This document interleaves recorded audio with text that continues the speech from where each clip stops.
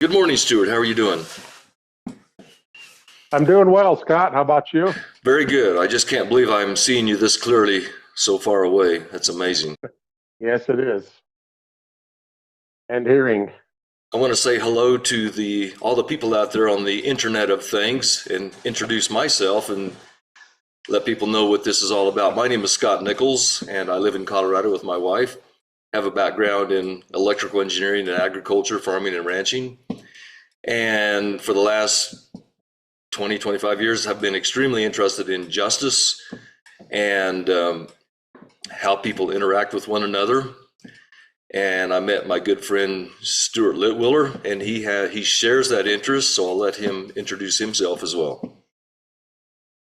Yeah, my name is Stuart Litwiller. I live here in Kenya, Africa with my wife, and I have a background in farming, construction, agribusiness, and then I trained as a behavioral analyst. So that's really a big passion of mine is to understand why people do what they do. And I've learned that there are a lot of influencers as to why we do what we do. So that's why we decided to join together and do this podcast. So, Stuart, how do we deal with this problem that there's probably tens of thousands of content creators and influencers out there wanting to bend your ear and all suggesting that they have a solution? How do we find our place in that mix? Well, we have a special niche that I don't think a lot of people uh, talk about. If you Googled natural law or natural justice, what would you find, Scott? You find something very heady and very intellectual, and not really, no. So, let me introduce the subject this way. I'll use 2 points. First is, and by the way, I'm not approaching this from a religious point of view. We're not, what we're going to be discussing is not replacing religion. It's not a new religion. It's what every religion should harmonize with. It's the foundation of justice. So, Absolutely. so in Romans, I'll use the Bible. It's a sacred text, and there's other sacred texts, but there's so much good in the Bible also. Romans 1, it says that the divine nature of God can be seen by what has been made. That's quite a statement. That means that Hmm. somebody from theological seminary brand X isn't necessary to inform you about God's divine nature. It means that you can actually open your window shades, look out, and observe creation and start to understand his divine nature. So that's what this is about. And also, Bible also says that his law is written on our hearts. exactly, the moral law written on our hearts.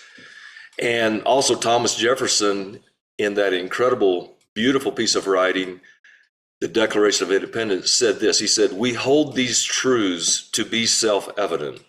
That's what we're talking about. The principles of justice that are encoded into creation. That's why we call this channel Creation OS, or Creation Operating System. And also, these truths are self-evident. If you think about it, Thomas Jefferson was actually advocating for or confirming what Paul wrote in Romans, that these truths are actually available for all of us to see. We don't have to have a guru or a theological teacher to come and teach those to us. And I think we all observe that the world is quite broken, and there's a lot of fear everywhere. People are confused. What is the truth? And there's a lot of solutions being offered, but we're going to offer something that is so foundational, so universal, and inarguable. It's true across time and space. It's true everywhere, all the time, in the universe as we know it. And you don't have to accept anything that we're saying based on faith. You don't have to have faith that what we're saying is true.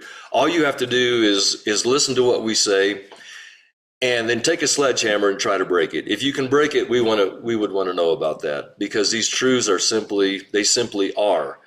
And if you honestly muse on them and contemplate them. Let me add something, though, Go ahead. Scott. I think there's a lot of people who haven't thought about these topics that we're going to discuss, or they're afraid to bring up the questions for whatever reason. So I think that's another reason we've started this podcast, is just to alert people to the fact that there are things that aren't working, and maybe we should be questioning why aren't they working. That's very good, Stuart. And we have to admit the solutions offered by all the religious encampments have not really solved our problems. Our problems continue. And I will make a statement. I'll go out on a limb and make a statement. If people will simply learn and incorporate these principles into their daily life, if we would all do it, it would solve almost all of our problems in the world. I know that's a big statement. As you watch the it's news. interesting, Scott. I teach it over here, something called proof training, people restoring their own future. And the people who attend that said that these principles are making a difference, like win-win relationship, authority and responsibility, the balance of authority and responsibility. I've had several people tell me that they said, as we contemplate on this, it's making a positive impact in our life. I think it will make a positive impact on anybody's life. Yes. For me, it's the most life-changing thing I've ever encountered. And once you see these principles, you'll wonder how you missed them up to this point, and you can probably never go back. Just like a butterfly cannot go back into the cocoon. Once you see these principles, it will change your life. I know this is a big claim, it's a big statement, and we will simply let the evidence speak for itself as time goes on. But once again, before we close here, make sure if you have questions or comments, we are not theologians that can't be questioned. We want to be questioned because we are questioning. Yes, actually, let me make that even stronger. Please question us. This is another claim I'll make. The more you question, the more you try to tear this material apart, the more you will discover it's standing stronger than ever. Right. So have at it. There you go. Have at it. And I hope they enjoy. We also are doing this to have a little fun. So okay. We hope you enjoy it.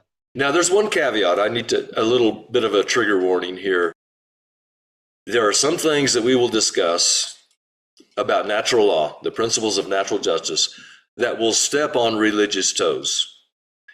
And that's because religion has deviated from the principles of natural justice that God has built into creation and is beginning to do harm in many ways. So there will be some offensive things, but we let the principles speak for themselves. But Scott, I think a lot of people are starting to realize that. The world is broken, and many people are waking up to how broken the world is. And the solutions are not really there are solutions offered, but it's not a compact set of vocabulary that simply solves the problem. So with that, we will get on with the real work.